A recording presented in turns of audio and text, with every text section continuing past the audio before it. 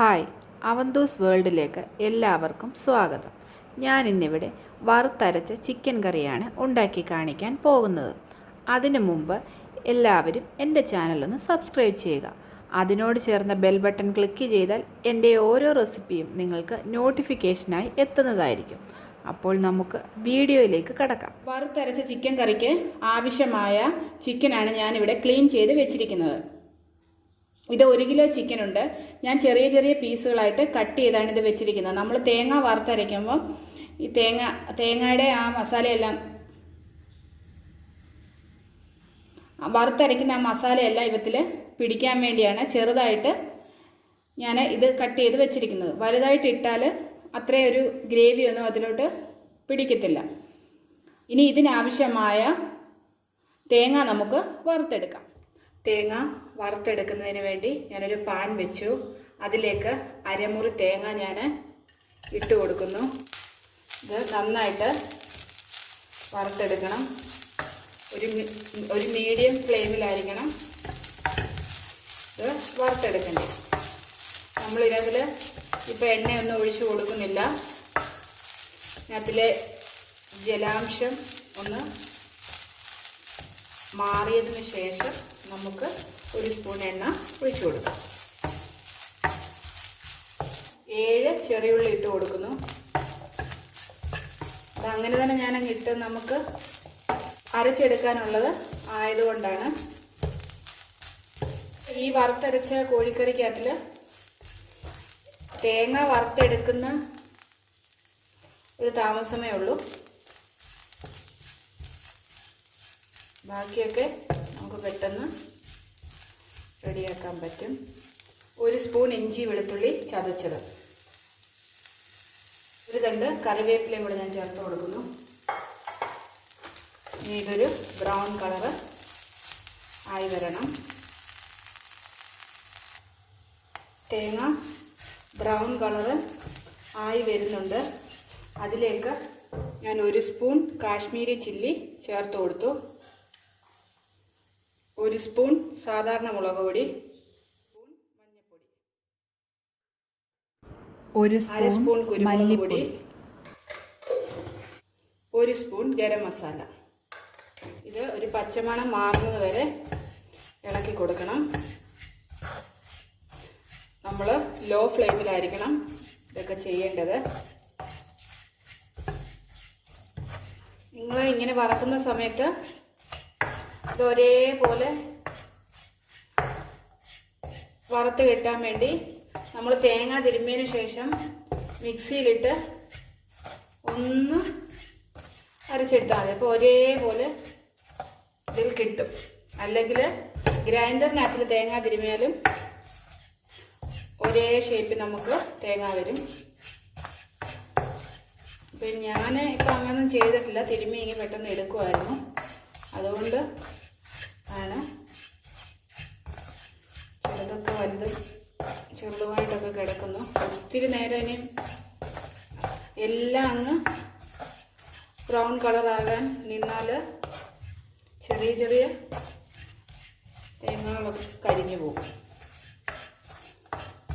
ഇപ്പോൾ ഒരു മണം വരുന്നുണ്ട്.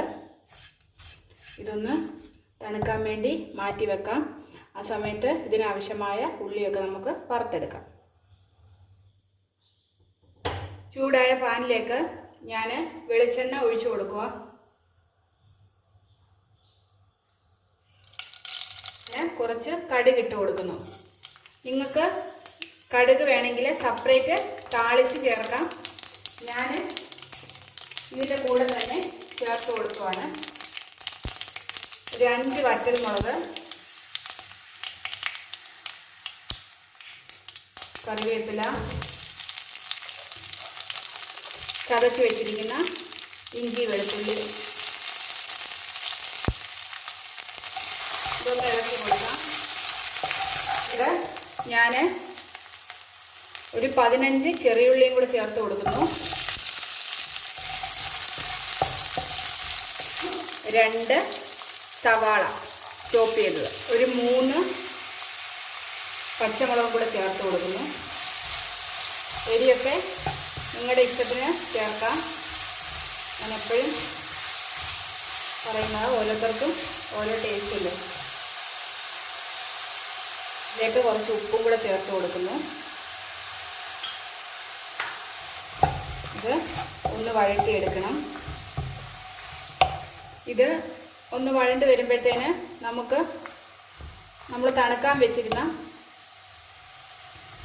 തേങ്ങ ഒന്ന് നന്നായിട്ട് അരച്ചെടുക്കാം. ആയിട്ടാണ് ആവശ്യത്തിന് വെള്ളം ചേർത്ത് നല്ല പേസ്റ്റ് പോലെ ഞാൻ തേങ്ങ അരച്ചുകൊണ്ട് വന്നിട്ടുണ്ട്. നമ്മുടെ ഉള്ളി വഴണ്ടിട്ടുണ്ട്. ഈ തേങ്ങ അരച്ചെടുക്കുന്ന ഞാൻ അതിലേക്ക് തക്കാളിയും കൂടെ ചേർത്ത് കൊടുക്കുന്നു. തേങ്ങ അരച്ചെടുക്കുന്ന സമയത്ത് നമുക്കതിൻ്റെ എരിയൊന്ന് നോക്കാം. അന്നേരം എരി കുറവാണെങ്കിൽ ഈ ഉള്ളി വറക്കുന്നതിനകത്തിൽ കുറച്ച് മുളക് പൊടിയും കൂടെ നമുക്ക് ചേർത്ത് കൊടുക്കാം. എനിക്കിപ്പം എരി കറക്റ്റാണ്. ഇത് ഞാൻ കുറച്ച് മഞ്ഞൾപ്പൊടി ചേർക്കുന്നു. ഇതിലേക്ക് ഞാൻ ചിക്കന് ഇട്ട് കൊടുക്കുക. ഇതൊന്ന് മിക്സ് ചെയ്തെടുക്കണം.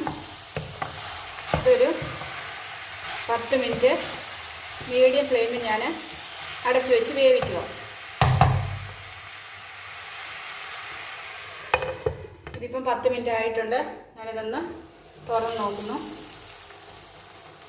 നമ്മുടെ ചിക്കൻ ഇപ്പം ഹാഫ് കുക്കായിട്ടുണ്ട്. ഞാൻ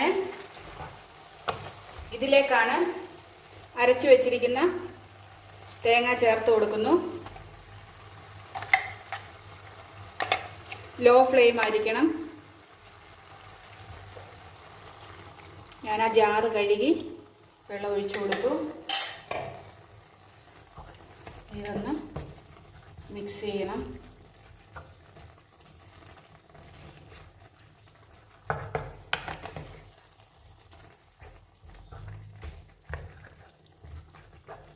ഒന്ന് നോക്കുക.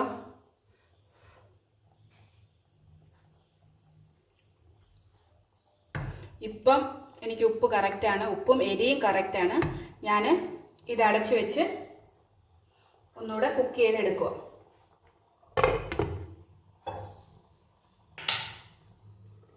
ചിക്കൻ കറി റെഡിയായോന്ന് നമുക്ക് നോക്കാം.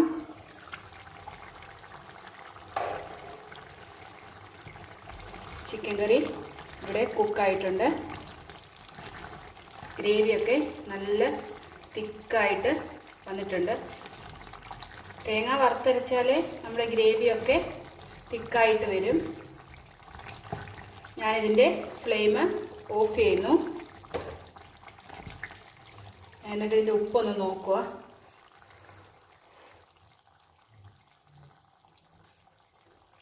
ഉപ്പും എല്ലാം കറക്റ്റാണ്. എരിയും ഉപ്പും എല്ലാം കറക്റ്റാണ്. ഞാൻ ഇതൊരു സെർവിങ് ബൗളിലേക്ക് മാറ്റുന്നു. സെർവിങ് ബൗളിലേക്ക് മാറ്റി. ഈ വീഡിയോ ഇഷ്ടമായെങ്കിൽ ഷെയർ ചെയ്യുക, കമൻറ്റ് ചെയ്യുക. ഇതിനു മുമ്പും ഞാൻ ചിക്കൻ്റെ കുറച്ച് റെസിപ്പികൾ ഇട്ടിട്ടുണ്ട്. കാണാത്തവരുണ്ടെങ്കിൽ അതും കൂടെ കാണാൻ മറക്കരുത്. അതിനായി ഞാൻ ഡിസ്ക്രിപ്ഷൻ ബോക്സിൽ അതിൻ്റെ ലിങ്ക് ഷെയർ ചെയ്യുന്നതായിരിക്കും.